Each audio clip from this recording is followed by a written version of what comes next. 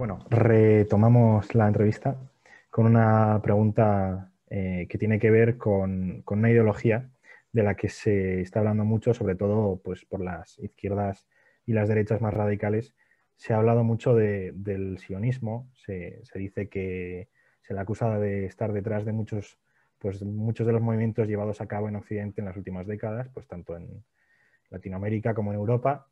Más allá de la proposición de formar el Estado de Israel, ¿tiene influencia real a nivel global? Pues me estoy refiriendo a relaciones con los globalistas, con el nuevo orden mundial y compañía. Bueno, el sionismo realmente es una fuerza política en el seno del mundo judío que lo que pretende es la creación de un Estado, como es en este caso la creación del Estado de Israel, de la consecución de un hogar judío, ¿no? Realmente eso es lo que es el sionismo. Otra cosa diferente es que hablemos de la influencia o del poder que algunas fuerzas, digamos, dirigidas por judíos, por personas judías, pues puedan tener. No hay nada como un frente judío, por decirlo así, o como un poder judío en el mundo, ¿no? Lo leía en las memorias de un soldado alemán durante la Segunda Guerra Mundial, que les habían enseñado acerca del poder judío, que los financieros judíos, fundamentalmente en Londres, en Estados Unidos, por un lado, y los teóricos y políticos marxistas, formaban parte de una conspiración que aspiraba a dominar el mundo y que eran enormemente poderosos. Por otra parte, en Alemania los judíos tenían una magnífica posición en la sociedad y, por tanto, dominaban la sociedad alemana. Cuando los soldados alemanes entraron en Polonia y luego en el espacio del este, en lo que era la Unión Soviética, y se encontraron con grandes poblaciones de judíos enormemente pobres. Al soldado alemán le costó mucho conciliar esa imagen del judío como el poderoso, como el dominador del mundo, con aquellos pobres desgraciados que veían en Lituania, en Bielorrusia o en Ucrania, ¿no? De tal manera que no hay tal cosa como, por decirlo así, como un único poder judío, vamos a llamarlo de esa manera, ¿no? Entonces, ¿qué quiere decir acusar al sionismo de estar detrás de no sé qué fuerzas, ¿no? El sionismo, como digo, encarnó en el Estado de Israel y es en todo caso la aspiración a mantener esa hegemonía en la zona, esa necesidad de sobrevivir y de enfrentarse con las potencias que quieren esa lucha con Israel para acabar con el Estado judío de Israel. Entonces, bueno, el sionismo, yo creo que la expresión sionista y la idea del sionismo se emplea de una manera muy poco precisa. Un financiero norteamericano de origen judío, por ejemplo, no tiene por qué tener ninguna relación con Israel y, de hecho, en muchas ocasiones han saltado chispas entre unos y otros. Dentro de Israel, por ejemplo, es muy visible la fractura entre el poder político, el poder laico, y lo que se llaman ultraortodoxos, que no sé por qué ahora a todos se le pone lo de ultra, ¿no? Una persona va a misa y no sé qué, se convierte en ultracatólico, ¿no? Entonces, el católico se supone que no debe ir a misa. En fin, son unas cosas tremendas, pero hay muchas fracturas y no hay nada como, digamos, como un único frente desde el Estado de Israel, que son unos bastante concretos, con un carácter regional y que lógicamente en ocasiones rebasan ese carácter regional, y existe luego el poder de personalidades que son judías por su cultura, por su religión, por su pertenencia étnica, que son, aunque eso sería muy discutible también por otro lado, pero en fin, que son judías y que tienen un notable poder. Hay razones para que esas personas, para que gente, digamos, con un notable poder económico y político, lo tengan siendo de origen judío. Y hay un libro muy bueno al respecto, que es un libro de un historiador alemán, Gottschalk, que se titula así, ha sido publicado por Crítica y que yo recomiendo siempre, que es el de ¿Por qué los alemanes, por qué los judíos? Y explica cómo los judíos se beneficiaron de la transformación que se produce durante la Revolución Industrial, el surgimiento de la sociedad del mérito, la ruptura de la sociedad estamental, dado que constituían grupos segregados de la sociedad que no podían beneficiarse de la situación de la naturaleza de la sociedad, digamos, estamental, de la sociedad anterior, del antiguo régimen. Y por tanto gozaban de muchas ventajas en la sociedad del mérito, porque ya la sangre no jugaba ningún papel. Y sí jugaba un papel algunas, y grande e importante, algunas de las actividades a las que se habían estado dedicando los judíos tradicionalmente. Entonces, al pasar a un primer plano, por ejemplo, todo el aspecto financiero, que también conocían en general los judíos europeos, pues lógicamente eso potenció su poder y que destacaran en el conjunto de la sociedad. Y otra cosa también muy propia de los judíos, del mundo judío, es que aunque estuviéramos hablando de judíos muy pobres, los judíos siempre educaban a sus hijos y les enseñaban a leer y a escribir y algo más que eso. Naturalmente esto les puso en una situación muy ventajosa cuando se produjo la gran transformación de la sociedad del antiguo régimen a la sociedad, a la sociedad industrial, a la sociedad ya científica, a la sociedad que conocemos como la sociedad contemporánea, ¿no? Pero sí que es cierto que yo también considero que con el tema del sionismo hay como quizás un cacao mental generalizado en la sociedad, ¿no? Mucha gente como que dice, no, es tal.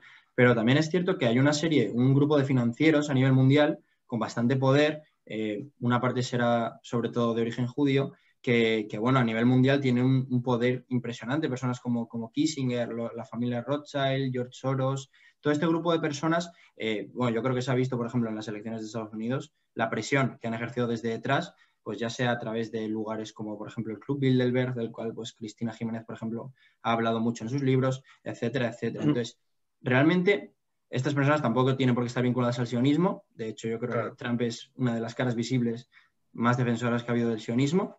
Pero realmente, entonces, a este grupo de personas, ¿cómo las llamamos? ¿Qué representan? ¿No? O sea... Pensemos en el caso, por ejemplo, efectivamente, lo que has dicho es así. Es decir, hay una serie de, por las razones apuntadas anteriormente, hay una serie de judíos que prosperaron enormemente, porque la sociedad que se abría ante ellos era una sociedad que les permitía, por causa de las actividades a las que se habían venido dedicando, que les permitía prosperar muchísimo más de lo que había sucedido anteriormente. Pero pensemos en el caso de George Soros, por ejemplo. George Soros es una persona de origen judío húngaro, pero George Soros está absolutamente enfrentado al Estado de Israel. Son enemigos por completo. Y en el Estado de Israel es donde encarna la doctrina sionista por definición. Quiere decirse con esto que, aunque efectivamente se trata de una serie de personas judíos, eso es el dato y el hecho objetivo, lo cierto es que están lejos de representar, como digo, un grupo homogéneo. No, realmente luego no es así. Y a la vez ellos están también relacionados con otra serie de personas que no son judíos en absoluto. Hoy, por ejemplo, el vínculo, en mi opinión, sería el globalismo. Y el globalismo pues, puede vincular a personas como George Soros, por citar dos de los más conocidos, o tres, Ted Turner y Bill Gates, ¿no? Y en el caso de los dos últimos, no son judíos.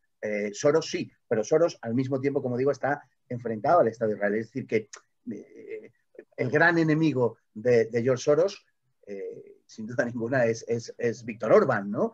Y Víctor Orbán es, bueno, tan anticomunista como o sea, tan anticomunista, quiere decir, que condena tanto el comunismo como el antisemitismo, ¿no?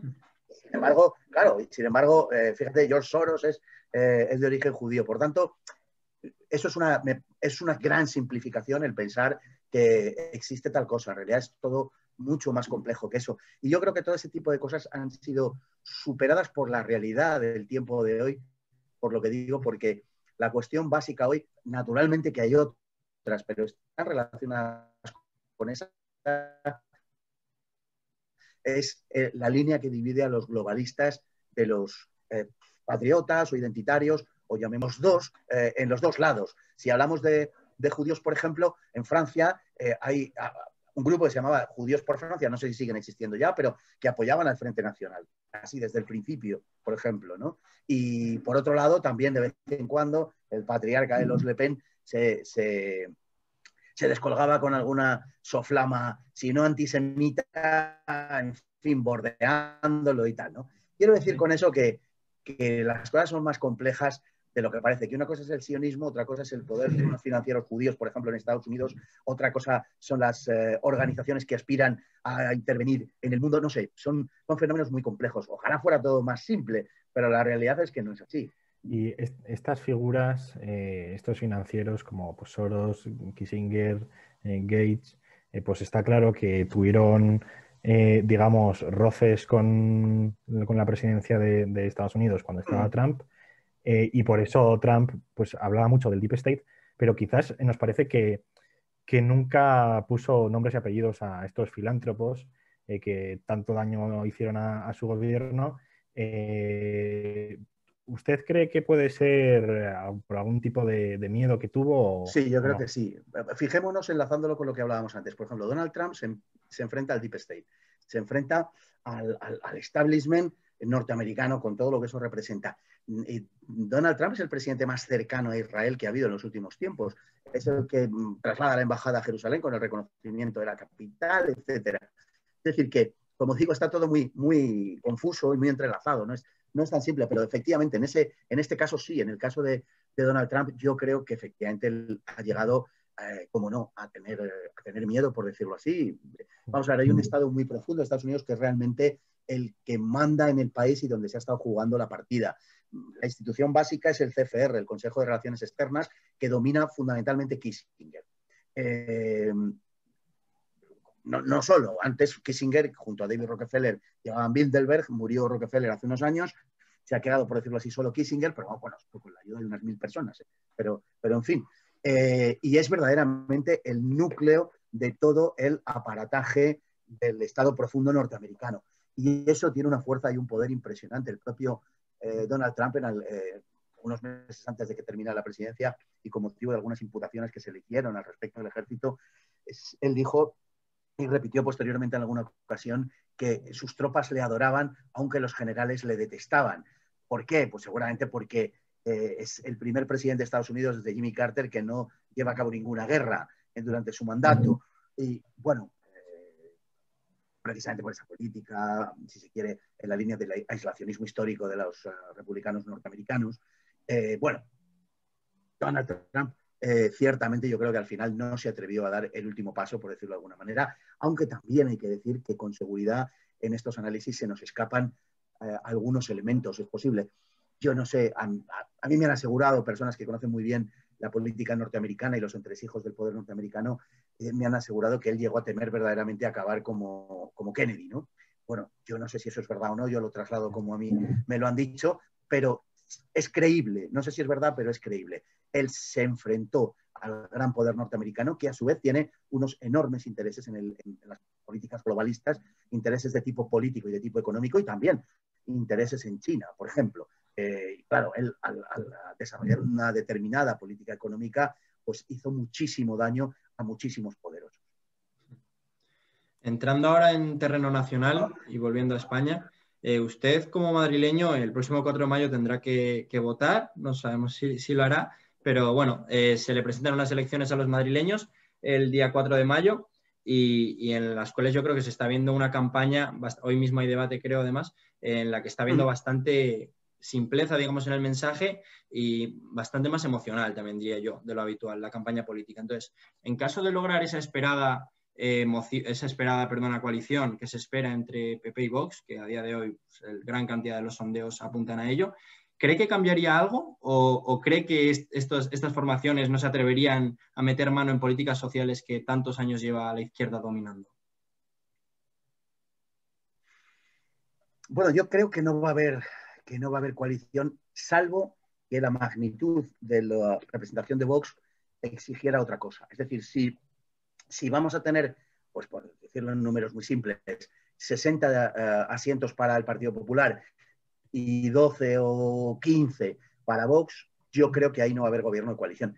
Si las fuerzas fueran, qué sé yo, 48 y 25, estaríamos hablando de otra cosa y seguramente desde muchas instancias, desde el propio Vox, se exigiera una representación en el gobierno de la Asamblea de Madrid. Yo con todo creo que le viene bien tanto al Partido Popular como a Vox en este momento un gobierno monocolor, un gobierno del Partido Popular con un apoyo externo de Vox. Indudablemente la situación de Vox, indudablemente el que Vox saque una representación que permita el gobierno del Partido Popular puede condicionar muy seriamente las políticas del Partido Popular. Pero no olvidemos también que el Partido Popular tiene también a su vez una enorme capacidad de determinación de las políticas, porque tiene más diputados y porque siempre puede poner a Vox en la tesitura de acusarle de entregar el gobierno a la izquierda en caso de que Vox no quiera apoyar al Partido Popular, con lo cual todo va a estar un poco en el alambre. Yo estoy convencido de que la mayoría la va a conseguir el Partido Popular con Vox. Creo que Ayuso ha empezado la campaña muy pronto, por decirlo así. Hay una gran cantidad de gente que está resuelta a votar al Partido Popular, sin duda, pero creo que la campaña se le va a hacer larga a Isabel Díaz Ayuso. Y por el contrario, creo que Vox está protagonizando la campaña de una forma muy clara. Los temas de los que se habla la campaña, en torno a los cuales gira la campaña, son los que pone Vox encima de la mesa. En este momento en Madrid está con el tema de los menas y la inmigración, y es de lo que se habla en la campaña, para bien y para mal. Y esta estrategia, podemos decir así, es la que durante muchos años ha puesto sobre la mesa el Frente Nacional francés, y le ha ido francamente bien. Si cogemos las encuestas en este momento en Francia, en segunda vuelta estaría Marine Le Pen con un 48% del voto, algo absolutamente impensable hace 3 meses, y no le digo ya hace 10 años. Estaría en un 48-52 o un 46-54, estaría en esa horquilla, lo cual ha hecho vaticinar a algunos expertos y a algunos antiguos políticos de la izquierda, sobre todo, que se va a producir la victoria de Marine Le Pen como se produjo en su día el Brexit o la de Trump, ¿no? Y aquí, pues, en Madrid yo creo que se han producido una serie de hechos muy peculiares, el descenso a las arenas políticas de la comunidad de Pablo Iglesias, que en lugar de generar un efecto de adhesión a la figura de Pablo Iglesias o el partido que representa, lo que ha hecho ha sido propiciar una movilización por la derecha completa, radical, es decir, ha tenido el efecto contrario. E incluso en la pelea que va a haber entre Más Madrid y Podemos, me aventuro a asegurar que va a salir bastante bien librada de esa pelea Más Madrid. Yo creo que Podemos está herido de muerte por sus dos principales figuras, que son Pablo Iglesias y la señora de Iglesias, y bueno, creo que de ahí van a tener poco que sacar, de otras cosas, porque cuando uno ve los mítines, vamos a llamarle así, porque en fin, las charlotadas de Irene Montero, pues se da cuenta del grado de desconexión que tiene con la realidad, ¿no? Es decir, la gente está hablando, de verdad que a la gente lo que le preocupa en Madrid son los menas. A muchísima gente en Madrid le preocupan los menas, le preocupa la inseguridad, por ejemplo, le preocupa el no poder abrir un negocio, le preocupa el toque de queda a las 11 de la noche, le preocupan todo ese tipo de cosas. No le preocupa las niñas, los niños y los niñes. O sea, esto no le preocupa a nadie, absolutamente a nadie. Y yo creo que eso representa mejor que nada, de verdad, una desconexión con la realidad que es algo más que una caricatura, que es un reflejo de dónde está Podemos hoy. Tú mismo estuviste metido en el mundo de la política hasta el momento de la dimisión. Si en un futuro la ventana de Bertón se mueve un poco y las campañas de izquierda pierden un poco de fuerza, ¿regresarías a la política o qué tendría que pasar para planteárselo? No, yo no. Si yo me fui por algo, no fue por la izquierda, fue por la derecha. Sí. Esa es la realidad. Bueno, en fin, yo renuncié, que realmente no dimití porque no tenía nada. Yo renuncié sencillamente por no... Yo me di cuenta de que se estaba haciendo daño a Vox a través de mí, y entonces, bueno, decidí de verdad que en no más de 5 minutos marcharme. Tampoco uno tiene que considerarse irreemplazable en ningún caso, ¿no? Me marché pues porque pensé que yo estaba ahí para hacer un servicio a España y creía que el servicio a España se lo hacía en ese caso marchándome, y no lo dudé más, sinceramente. No lo sé. No sé qué tendría que pasar ni qué no pasar. Yo ahora mismo estoy haciendo una serie de cosas en las que me encuentro muy a gusto. Creo que es lo que tengo que hacer. Yo creo que la gente que se dedica a las cuestiones que tienen que ver, pues no sé, con el pensamiento o, en fin, semejantes, no suelen encajar bien en la política. Yo no valdría, sinceramente, para seguir consignas de partido, y probablemente no sé si hubiera durado mucho, por ser sincero, ¿no?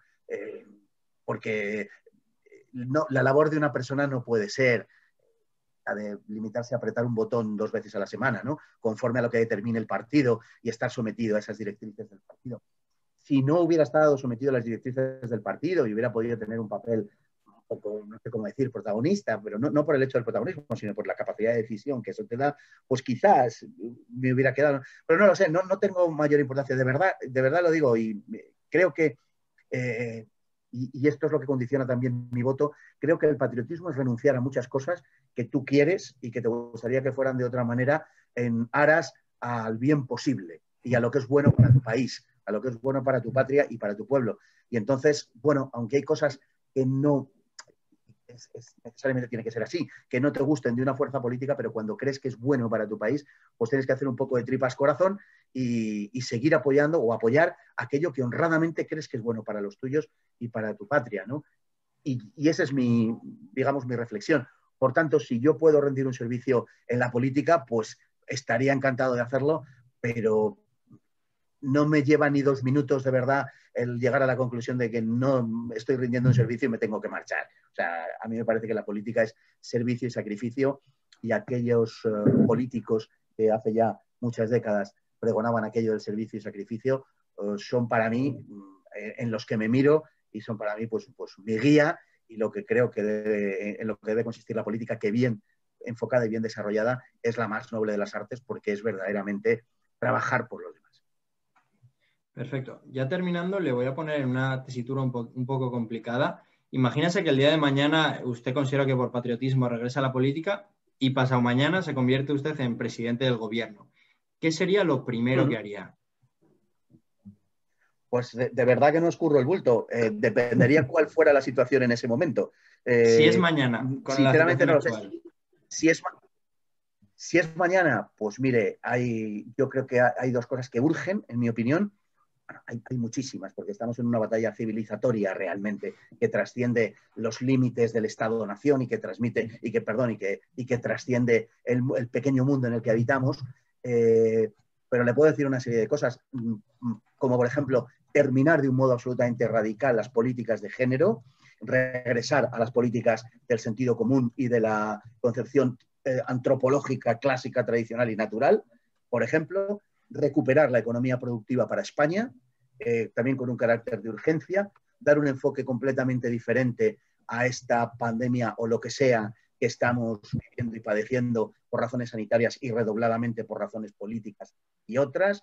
Y yo creo que serían las primeras medidas que tomaría, y todas aquellas que fueran en el beneficio de la unidad de España, que para mí sería lo más urgente de todo. Terminar con ese cáncer que ha hecho metástasis en el cuerpo de la nación y que se extiende ya no por el País Vasco y Cataluña, sino por las regiones limítrofes, por Navarra, por Valencia, por Baleares, y acabar con eso de la manera que fuera.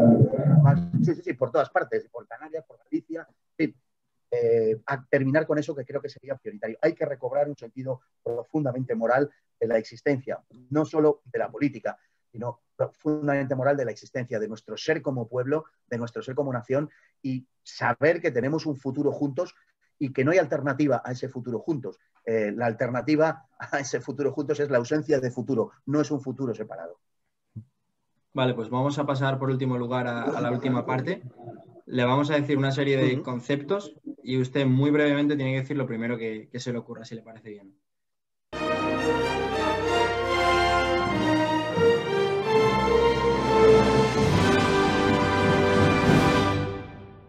Muy bien. Vale, pues en primer lugar... ¿Qué remedio? Ya. Si hay alguno que no quiere contestar, no pasa nada. O sea que... España. No se preocupe. La primera... Pues el más grande de los amores terrenales. ¿Perdón? Vale. Sí, Federico Jiménez de los Santos. Paso palabra. Isabel Díaz Ayuso.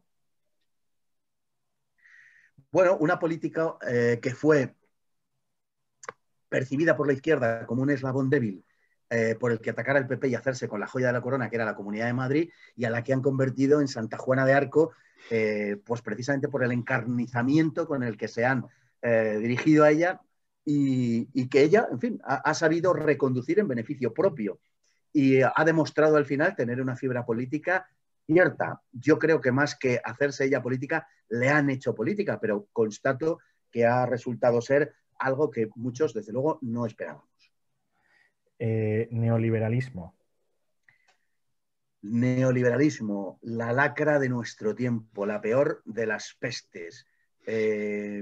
No sabría, ya más de eso no voy a decir. Creo que la causa de los males que atraviesa el mundo occidental, la apuesta más acabada y más lograda del progresismo, la razón de la decadencia, a la vez que la expresión de la decadencia de nuestro Occidente, que otrora fuera una cosa bien distinta, y por lo cual la izquierda ha acogido el mensaje moral del neoliberalismo, el cauce del neoliberalismo, como la expresión de sus peores instintos, algo a lo que se ha sumado la derecha. Una que igual también no le termina de gustar, Podemos. Podemos, la historia de un gran fraude en primer lugar, de un gran fracaso y la historia posiblemente también de una enorme decepción. Podemos pudo haber sido si hubiera constituido como una fuerza verdaderamente transversal, pudo haber sido una esperanza para España si hubiera sido capaz de superar su propia naturaleza, pero como el escorpión de la fábula, al final tuvo que picar a la rana que le estaba cruzando el charco y murió ahogado. ¿Y Ciudadanos? Ciudadanos es la fuerza política creada para que la rabia acumulada que se había dirigido, que había derivado hacia Podemos, no se tradujese en una acción contra el sistema. Es la quinta esencia del globalismo, con permiso del PSOE. En relación a Ciudadanos, IBEX 35. IBEX 35, la palpable demostración de que al dinero los intereses de los españoles y el sentido de la patria le importa un bledo. ¿Y sobre la OTAN? La OTAN es el brazo armado del globalismo. Cuanto antes se salga de ahí, tanto mejor. Putin. Pues el político posiblemente mejor valorado por su pueblo de todos los de Europa, aunque aquí nos empeñemos en decir que es una especie de zar enloquecido que tiraniza a su población. No sé si la tiranizará o no. La impresión de que lo hace no la tengo, desde luego. Me parece un líder de talla mundial, de talla universal, y está muy lejos de ser ese loco al que quieren dibujar las fuerzas del globalismo. Yo creo que sabe perfectamente lo que hace, creo que está genuinamente escandalizado de la decadencia occidental y, en fin, sus políticas en muchos aspectos me son enormemente gratas y su concepción de Rusia como una síntesis que ha de superar las memorias históricas que aquí se imponen, integrando el zarismo, integrando el comunismo, integrándolo todo al servicio de la madre patria, me parece francamente encomiable. No digo que sea un santo ni nada parecido, pero digo que si se le compara con lo que tiene a su lado, verdaderamente podemos casi decir que estamos en presencia, no sé si de un gigante, pero de un hombre de talla, desde luego. Esta puede sorprender un poco. Miguel Bosé. Miguel Bosé, la demostración de la histeria que se apodera de nuestra, vamos a llamarle así, a falta de otra cosa mejor, de nuestra clase dirigente, cuando se duda de determinados dogmatismos. Miguel Bosé ha sido un ídolo absolutamente intocable, eso que llaman de forma bastante cursi un icono, absolutamente intocable durante décadas. Para colmo, es una persona que por sus inclinaciones sexuales fue universalmente o casi aplaudido y encima había adoptado hijos en su condición homosexual, lo cual le había valido, pues, en fin, todo el aplauso universal de la borregada. Bueno, pues Miguel Bosé ha sido reprobado casi también universalmente a raíz de sus declaraciones en torno a la pandemia que padecemos. Lo cual, como digo, es un espejo, es un reflejo del terror que invade a nuestra clase dirigente cuando se le niegan sus dogmas. En penúltimo lugar, y lo hemos mencionado anteriormente, Donald Trump.